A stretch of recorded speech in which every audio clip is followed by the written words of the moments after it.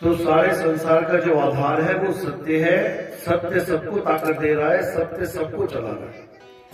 ऐसा नहीं है कि सत्य केवल हिंदुओं का है या सत्य केवल मुसलमानों का या सिख या ईसाइयों का है, वो सबका है। ऐसा कोई है ही नहीं जो बिना सत्य के एक उंगली भी हिला सके। तो क्या है वो सत्य, उसको आज जानेंगे, उसको आज समझेंगे। तो सबसे पहले जानते हैं असत्य क्या है, झूठ क्या है। गीता में क्या बोला गया कि हे अर्जुन, इस दुनिया में दो प्रकार के तत्व हैं, एक असत्य है और एक सत्य है। असत्य क्या है? हे अर्जुन, ये जितने भी शरीर दिखाई दे रहे हैं ये सब असत्य हैं। ये जितनी भी प्रकृति दिखाई दे रही है, सूरज चांद सितारे धरती आकाश, जो कुछ भी दिखाई दे रहा है खुली आंखों से, वो सब असत्य है। क्यों असत्य है? कारण क्या है?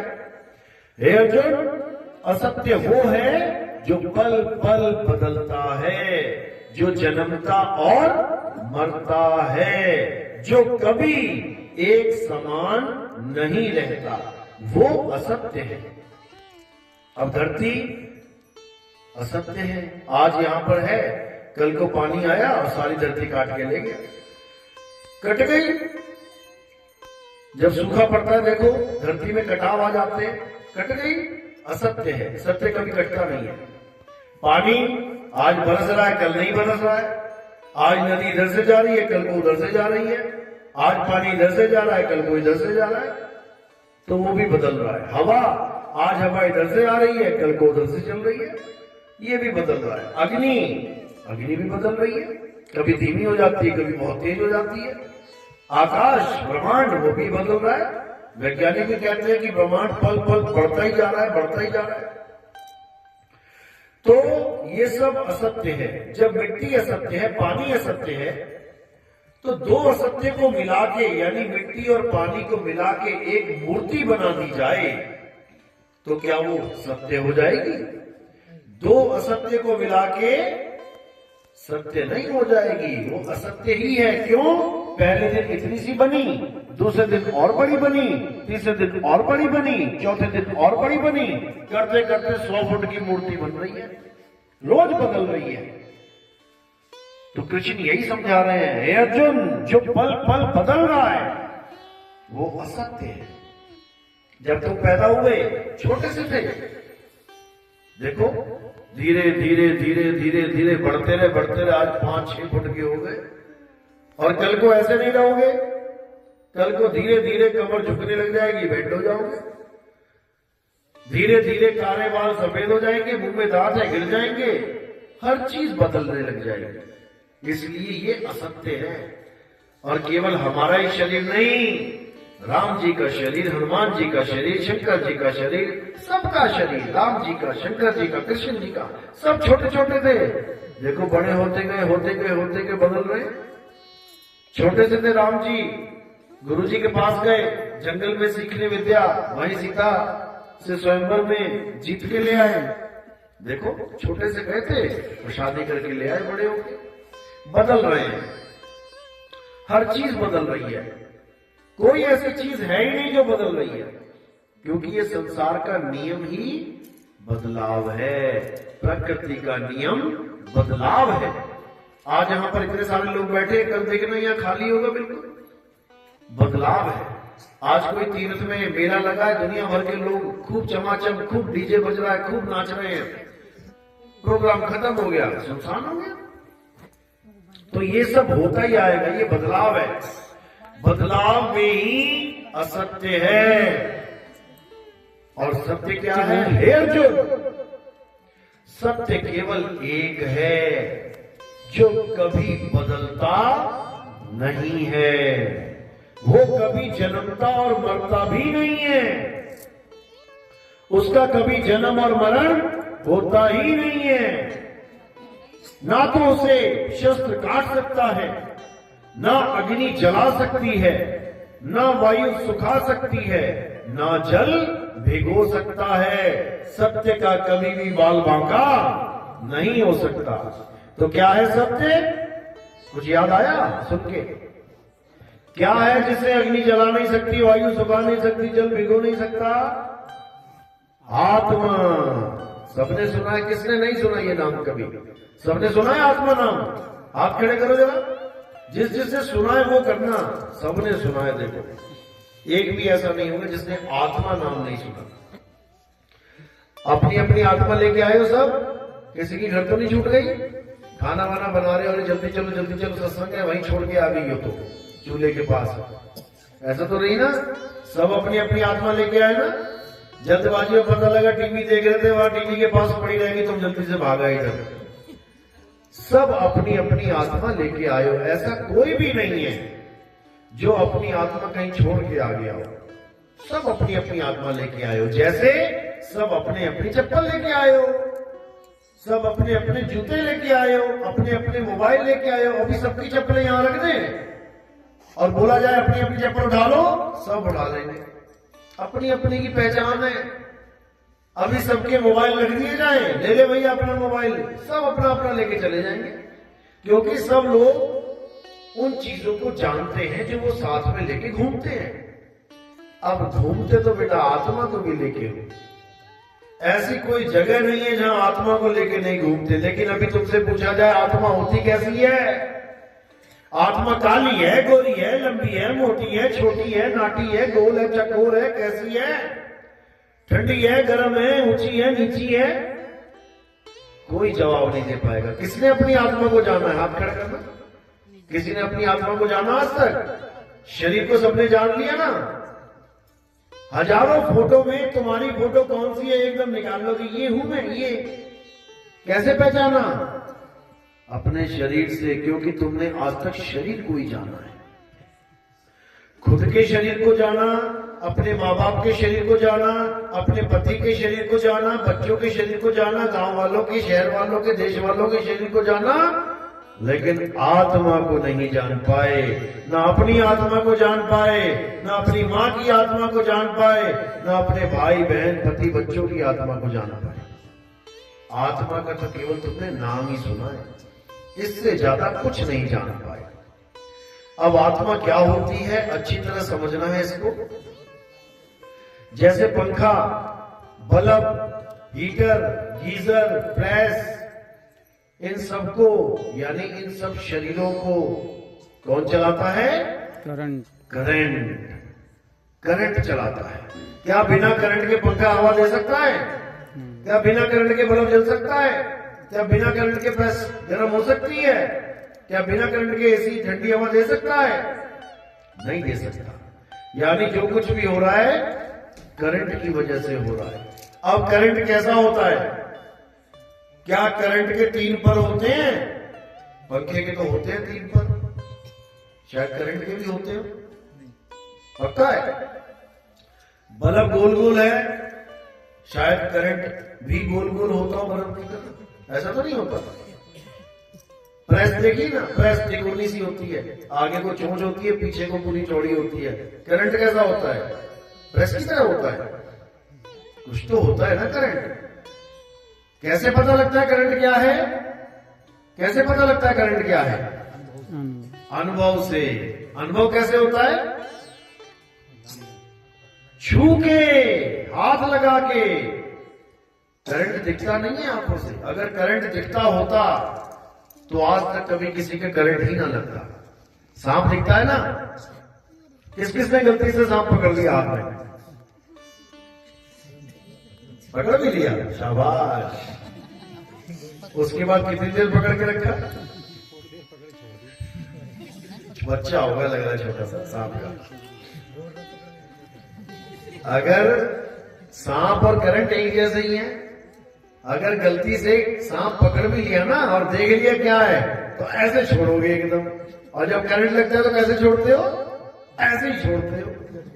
दोनों एक से ही है, क्योंकि पता है मृत्यु हो जाएगी, मौत हो जाएगी। तो इसी प्रकार करंट को अनुभव किया जा सकता है, करंट को देखा नहीं जा सकता। अगर देखा जाता होता तो आज तक किसी को करंट लगता ही नहीं, क्योंकि सामने दिख रहा है, तार में करंट दिख रहा है, कोई छूता ही नहीं। कब छू लेते हैं? अनजाने में, पता नहीं होता इसमें करंट है, छू लिया, लग गया झटका। झटका लगा है सबको? कोई है ऐसा जिसको आज तक करंट का झटका नहीं लगा? हाथ खड़ा करो, ये देखो हैं कुछ लोग, बहुत अच्छी बात है। अब पूरी रात हम करंट करंट करंट झटका झटका करते रहे तब भी ये समझ ना पाएंगे बात किसकी चल रही है। किस किस को करंट लग चुका है, हाथ खड़े करो। सारे करंट खाए हुए हैं, बचा कोई भी नहीं है। अब हम जैसी करंट का नाम लेंगे सबको अपना याद आ जाएगा कहां लगा था, और एकदम वो अनुभव तरोताजा हो जाएगा, पता लग जाएगा अरे बाप रे बाप बड़ा खतरनाक करंट लगा था एक। उस अनुभव को आप सारी उम्र याद रख सकते हैं। लेकिन जिसने कभी करंट का झटका खाया ही नहीं उसको तुम सारी रात समझाते रहो करंट का बड़ा तगड़ा झटका होता है, कैसा होता है, ऐसा ऐसे लगता है, अरे नहीं भाई इससे भी ज्यादा ऐसा, अरे नहीं इससे भी ज्यादा ऐसा। अरे भैया ऐसे नहीं पता लगेगा, छू के पता लगेगा। जिस दिन छू लेगा उस दिन ऐसे ऐसे ऐसे करेगा आप समझ में आ गया भैया कैसा, ऐसे नहीं समझ में आ सकता। तो इसी प्रकार आत्मा भी ऐसे समझ में नहीं आ सकती। मैं सारी रात चिल्लाता रहूं आत्मा आत्मा आत्मा, तुम सुन तो लोगे लेकिन तुम्हें समझ में नहीं आएगा ये आत्मा क्या होती है। आत्मा करंट का बाप है। करंट केवल मशीन चलाता है, मुर्दे को चला सकता है क्या? कोई आदमी मर जाए तो उसके स्विच लगा दो नाक में, शायद चल पड़े, चल जाएगा क्या? करंट भी आ गया तब भी नहीं चल पाया। तो सोचो एक आत्मा कैसे चला रही है इसको। ये सारी बॉडी, ये शरीर मिट्टी का, आत्मा चला रही है। सोचो कितना जबरदस्त झटका दे रही होगी ये बॉडी, जो मुर्दे को जिंदा कर रखा है। मुर्दा है ये शरीर, किसको लगता है ये शरीर जिंदा है? किसको लगता है कार जिंदा है? कार जिंदा है कि मुर्दा? कार जिंदा होती है कि मुर्दा? मुर्दा। मुर्दा तुमसे 1000 गुना तेज भाग रही है। तुम 20 की स्पीड में भागते हो, वो 220 में भाग रही है। मुर्दा भाग रहा है, मतलब देखने में लग रहा है कि वो जिंदा है। क्यों? खूब जा रही है उड़ती हुई, धुआं उड़ाती हुई, खा भी रही है निकाल भी रही है, पेट्रोल खा भी रही है, धुआं निकाल भी रही है, भागती चली जा रही है। अब चलती चली जा रही है, इसलिए अगर कोई उसको कहने लग जाए कि कार तो जिंदा होती है, मैंने देखी है चलती हुई, मैं देखता हूं वो चलती हुई, जिंदा होती है वो, तो क्या जिंदा होगी वो? नहीं हुई। इसी प्रकार हम रोज देखते हैं शरीरों को चलते हुए, हम रोज देखते हैं शरीरों को खाते हुए पीते हुए, हम रोज देखते हैं शरीरों को भागते हुए नहाते हुए धोते हुए। तो केवल चल रहे हैं, खा रहे हैं, पी रहे हैं कार की तरह, तो क्या वो जिंदा हो गया? नहीं हुआ। शरीर जिंदा नहीं है, शरीर को जिंदा किया गया है। कार चलती नहीं है, कार को चलाया गया है। इसको समझ लेना है बस अच्छी तरह। कार किससे बन रही है? लोहे से, रबड़ से, प्लास्टिक से। बस 3 ही चीजें होती है कार में, और एक हवा भर दो, सारा सिस्टम वही है, पेट्रोल डाल दो। इसी प्रकार ये शरीर किससे बना है? 5 तत्वों से, आकाश, अग्नि, वायु, पृथ्वी और जल। इन 5 तत्वों में से जिंदा कौन है? जिसको तुम मिलने जाते कहते हो और कैसी हो हवा बहन? हाँ बहुत अच्छी हो, कितनी स्पीड से चल रही है? आज तो 40 से चल रही है। ऐसा तो नहीं हुआ कभी? तालाब में जाते हो और पानी भैया कैसे हो? आज कितना तापमान है? आज तो मैं 30 डिग्री सेंटीग्रेड हूं। ऐसा तो नहीं होता कभी। यानी तुम कितना ही 5 तत्वों के आगे बोलते रहो, वो कभी पलट के जवाब नहीं देगा। लेकिन 5 तत्व तो ये भी हैं, 5 तत्वों का ये शरीर है। कैसे पलट पलट के जवाब दे रहा? फटाफट तुम बोल तो सही। 1 गाली दे 4 देगा, 10 गाली दे 100 देगा, 1 घूसा मार 20 मारेगा। ये मुर्दा, जिसको हम मुर्दा कह रहे हैं, खूब गालियां दे रहा है, खूब लड़ रहा है, झगड़ रहा है, खूब नाच रहा है। किसकी वजह से? कौन है जो इसको सारी ताकत दे रहा है? आत्मा। अब आत्मा और शरीर, ये 2 चीजें हो गई, आत्मा और शरीर। शरीर यानी 5 तत्व। अब हम 5 तत्व तो है नहीं, ये तो हमें पक्का पता है। ना मैं हवा, ना मैं पानी, ना मैं अग्नि, ना मैं धरती, ना मैं आकाश। तो फिर मैं क्या हूं? 2 ही चीजें हैं, शरीर या आत्मा। तो मैं क्या हूं? आत्मा। आत्मा। और आत्मा क्या होती है? अविनाशी, अजर, अमर, यानी शरीर के मारे जाने पर भी आत्मा कभी नहीं मरती।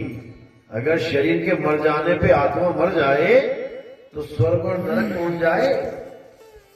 फिर कार्ड में क्यों लिखवाते हो कि पिताजी का स्वर्गवास हो गया? क्या मतलब होता है स्वर्गवास का?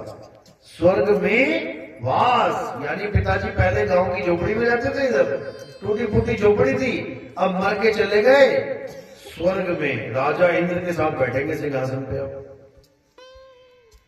यानी उनका प्रमोशन हो गया, अब वो टूटी हुई झोपड़ी में नहीं, अब राजा बन के बैठे हुए हैं स्वर्ग में।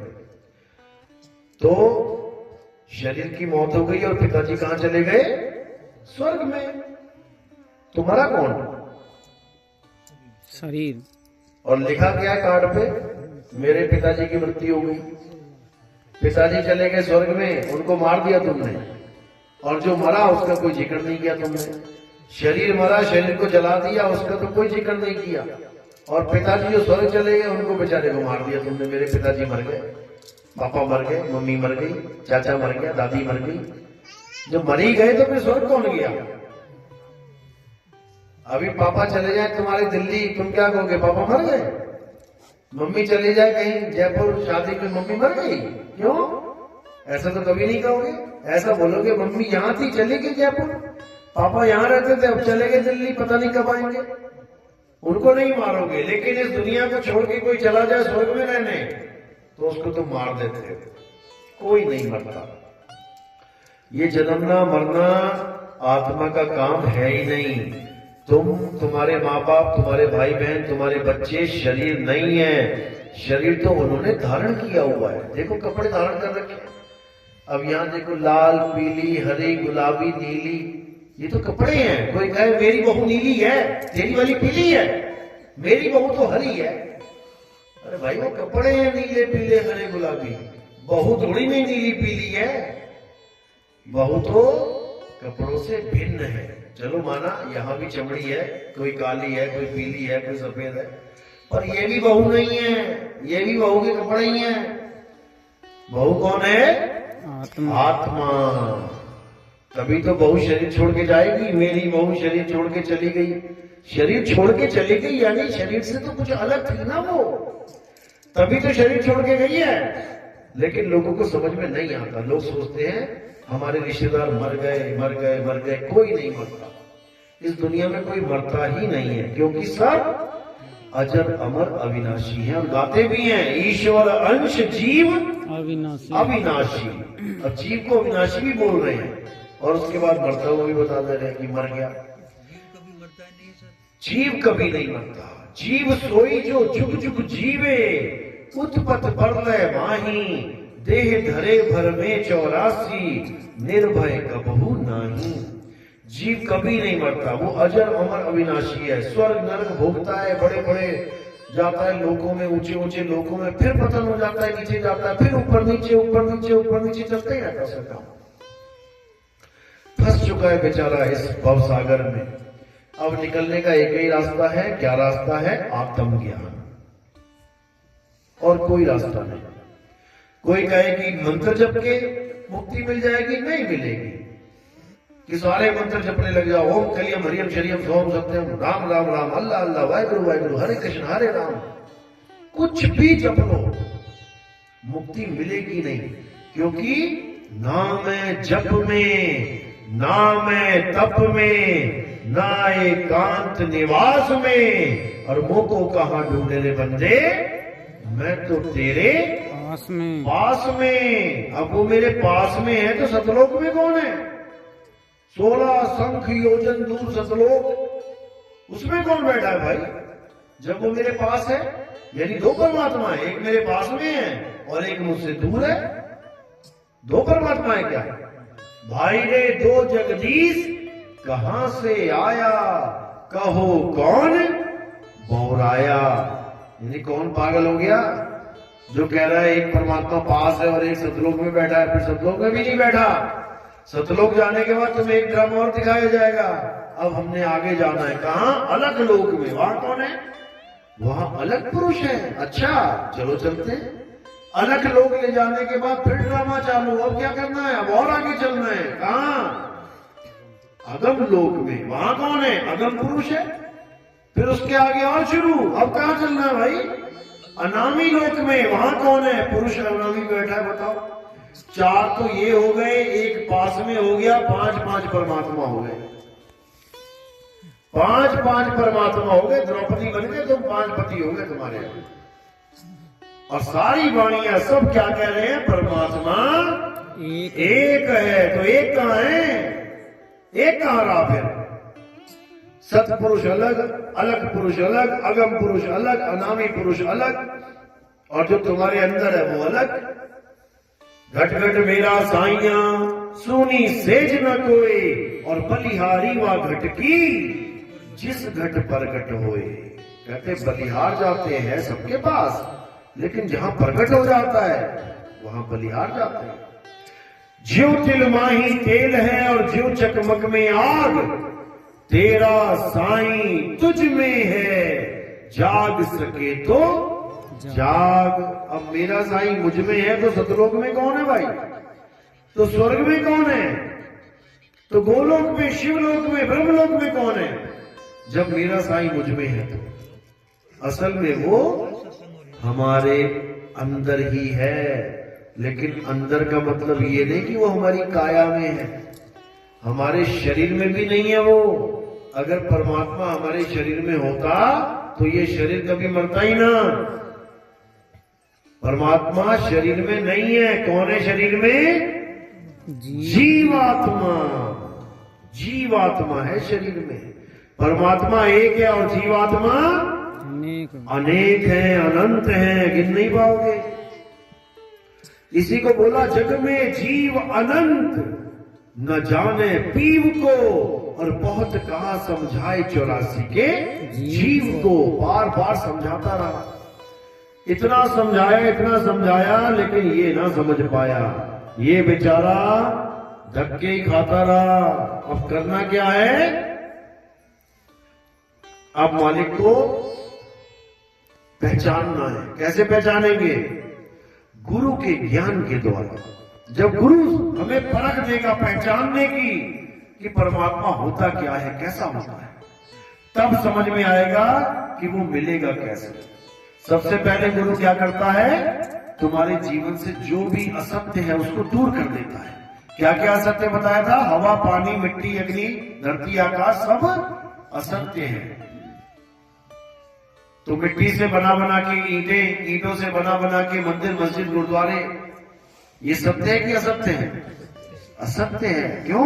इंसान ने बनाया, थोड़े दिनों के बाद पता लगा लेंटर गिर गया, भूकंप आया, दीवारें गिर गई, टूट गया। असत्य है। मूर्ति बनाई इंसानों ने, सत्य है कि असत्य है? असत्य है। मूर्ति भी टूट जाएगी। भले तुम कितनी लाखों की मूर्ति ले आओ, मंदिर में रखते रखते एकदम गिर जाए और उसकी उंगली टूट जाए, अब रखोगे क्या? अब क्या हो गया उसको? भगवान की उंगली टूट गई तो फेविकॉल से लगा दो? नहीं लगाओगे। क्या करोगे? लाखों की मूर्ति होगी, चल भाई वाह। और अपने बच्चे का हाथ कट गया तो क्या करोगे? चल बच्चे बाहर। उसको नहीं। वो क्यों? वो तो बच्चा है, वो तो भगवान है। भगवान को फेंक सकता हूं, बच्चे को नहीं फेंक सकता। समझे?